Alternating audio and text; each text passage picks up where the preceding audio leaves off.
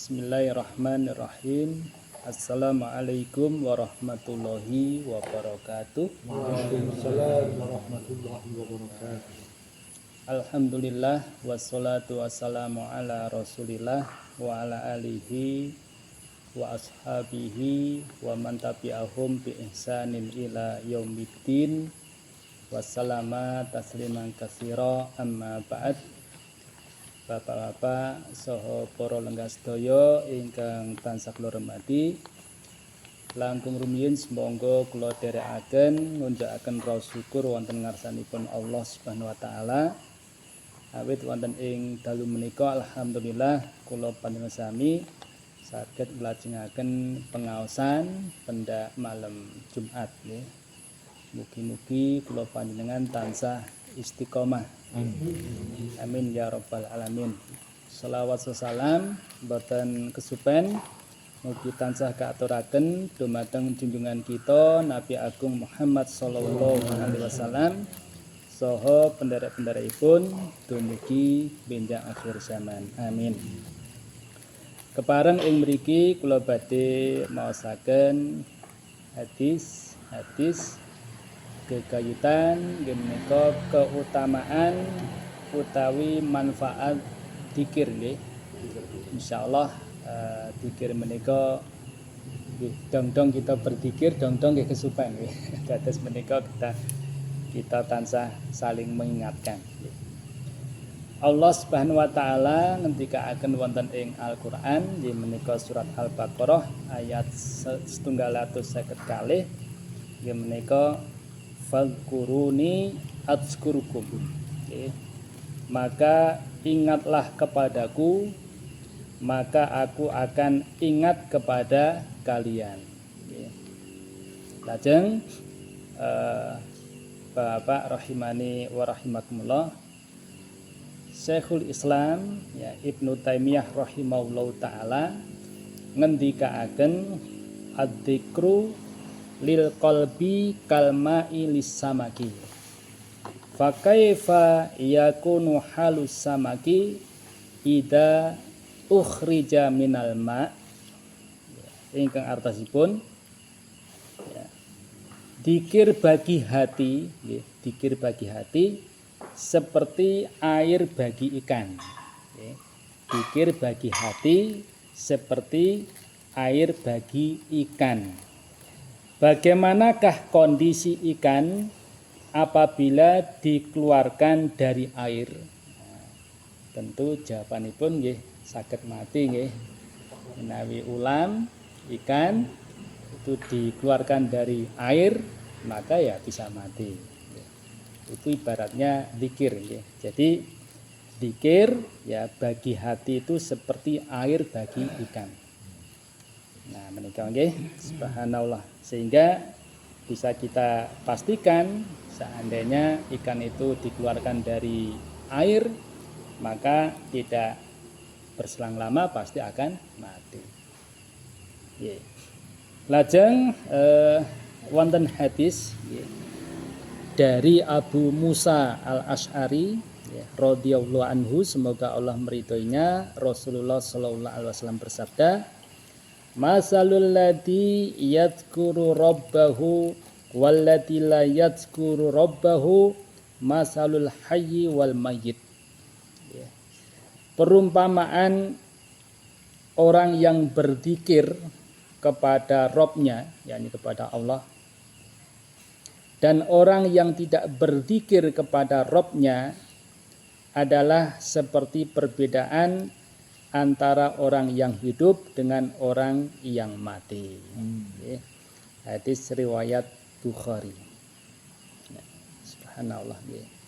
Lajeng wonten hadis ya, saking Abu Hurairah radhiyallahu anhu, semoga Allah meridhoinya, dari Nabi sallallahu alaihi wasallam beliau bersabda, kalimatani khafifatani alal lisani sakilatani fil mizan habibatani ilar rahman subhanallahi wa bihamdihi subhanallahil azim. Ya.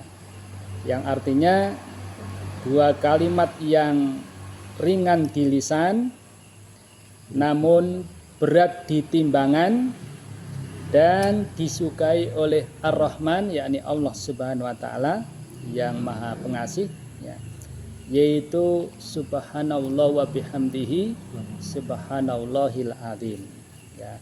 Maha suci Allah dan segala puji baginya, Maha suci Allah yang Maha Agung, ya. Hadis riwayat Bukhari nomor 6682 dan Muslim nomor 2694. Dados ayat kalian hadis-hadis kalau wau tentu memberikan motivasi dan semangat untuk bagi kita agar kita selalu bisa untuk melanyahkan atau mengucapkan kalimat-kalimat dzikir. Adapun faidah dzikir maka sebenarnya banyak sekali, di antaranya yaitu dzikir itu bisa mengusir setan, ya. Dzikir itu bisa mengusir setan, ya.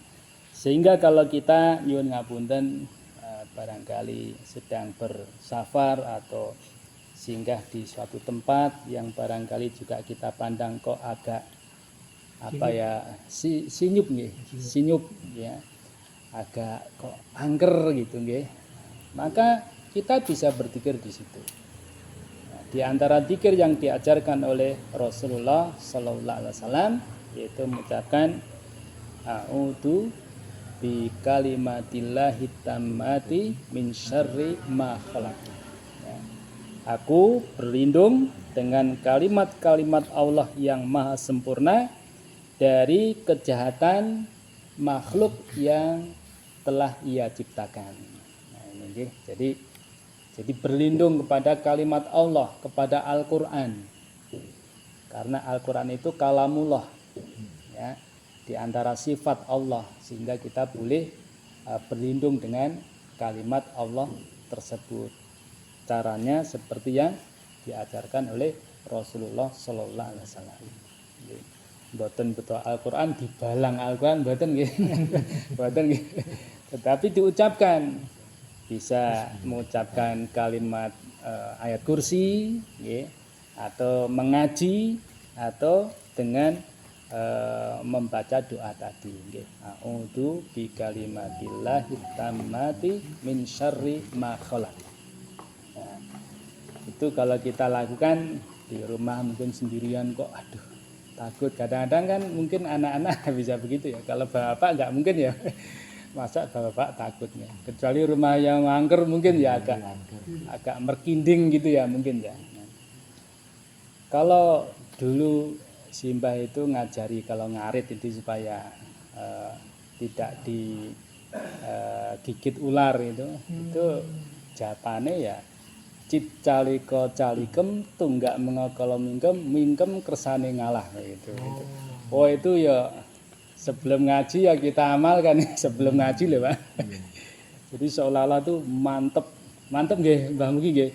Jadi seolah-olah itu ampuh sehingga ngarit di tempat yang agak semak-semak yang itu enggak takut ya, karena ada mantra ini nggih, cip calika calikem tunggak mengokolo mingkem kersane ngalah. Ya nanti di-share di grup Pak. Nah, di-share di grup. Ini nggih, jadi kalau ini sudah tidak kita amalkan Pak. Jadi yang kita amalkan yang tadi dari Rasul sallallahu alaihi wasallam yaitu a'udzu bi kalimatillahi tammati min syarri ma khalaq. Nah, seperti itu nggih. Kemudian dzikir juga bisa menghilangkan kesedihan, nggih.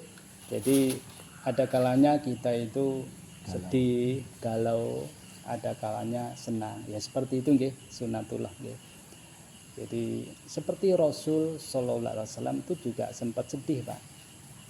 Terutama ketika wafatnya Khadijah, kemudian kakeknya, kemudian pamannya, termasuk meninggalnya Hamzah ya, pamannya itu sedih ya. Rasulullah SAW pernah sedih dan beliau dalam sebuah riwayat itu kalau beliau sedih itu membaca ya hayyu ya qayyum bi rahmatika astaghis ya.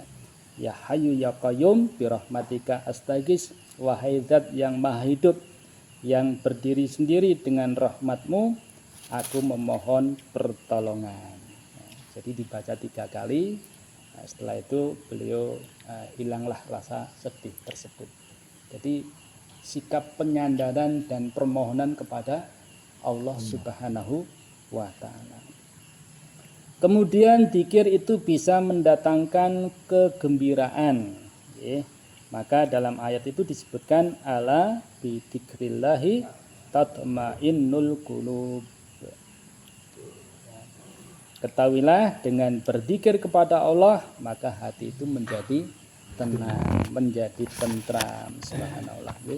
Kemudian di antara faidah yang lain yaitu dengan zikir seseorang itu akan merasa dekat kepada Allah Subhanahu wa ta'ala. Kemudian hati menjadi hidup sebagaimana tadi ya, bagaikan air dan ikan ya, itu menyatu ya, menjadi hidup. Tapi kalau ikan itu keluar dari air tentu akan mati. Nah, kalau kita enggak berzikir jiwa kita gersang. Nah, begitu ya. Kemudian dengan berzikir maka zikir itu bisa menyelamatkan diri kita dari api neraka. Ya. Kemudian di antara zikir ya bisa beristighfar. Ya monggo. Ya. Maka dalam sebuah riwayat ya bahwasanya di antara orang yang berbahagia nanti di akhirat itu mendapati catatan amalnya banyak kalimat istighfar. Ya. Astagfirullah, astagfirullah, astagfirullah. Mungkin kita pergi ke mana gitu ya, naik motor banyak istighfar ya. Mungkin barangkali lagi crash sama istri kok tadi agak kerengan ya. Banyak istighfar aja lah gitu nggih. Jadi itulah hidup ya. Kadang kita senang, kadang-kadang ada sedikit ini wah, akhirnya agak sedikit panas, itu biasa nggih. Mau nganter anak sekolah tapi anaknya agak sedikit rewel, kemudian agak sedikit emosi, banyak istighfar, seperti itu. Baik, kemudian di antara keutamaan zikir itu adalah menyibukkan lisan kita dari melakukan dosa ghibah, adu domba dan berdusta. Jadi kalau kita banyak berzikir, baik itu nyuwun ngapunten nggih, kita ucapkan dengan lirih yang hanya kita yang dengar atau sedikit agak dikeraskan, tidak ada masalah di situ nggih, boleh nggih. Kemudian hal itu bisa menghindari hal-hal yang tidak kita inginkan, di mana kita berucap ternyata mengandung dosa seperti nyuwun ngapunten barangkali ghibah tadi nggih. Dan ini memang sulit ya, tetapi semoga kita ya berwaspada gitu. Mudah-mudahan di saat kita duduk dengan teman ya, apa yang kita bicarakan adalah pembicaraan yang baik. Seandainya 1-2 kita menanyakan tentang kabar Mas Yan, Mas Yan 2 Jumat nggak hadir kemana ya? Ya, tetapi kan membicarakan dengan pembicaraan yang positif ya. Oh barangkali sibuk, oh barangkali kurang sehat dan lain sebagainya. Jadi tidak langsung kita, wah sekarang itu memang enggak. Jadi kita membicarakan yang baik. Ini hanya contoh ya Mas ya, hanya contoh. Membicarakan yang baik ya, intinya agar pengajian malam Jumat itu diharapkan ya kita bisa istiqomah dan bisa mengambil manfaat dari kajian-kajian yang kita adakan di setiap malam Jumat tersebut. Kula kinten makaten kemawon ingkang saged kula aturaken kathah kirangan saestu kula nyuwun pamunten. Mugi-mugi kula panjenengan diparingi kegiatan dening Allah Subhanahu wa taala sehingga saged ngamalaken zikir-zikir ingkang samangke saged manfaati dhateng kula panjenengan wabil khusus wonten ing yaumil akhir samangke. Kula kinten mekaten nggih, kula akhiri subhanakallahumma wa bihamdika asyhadu an la ilaha illa anta astaghfiruka wa atubu ilaik. Wassalamualaikum warahmatullahi wabarakatuh.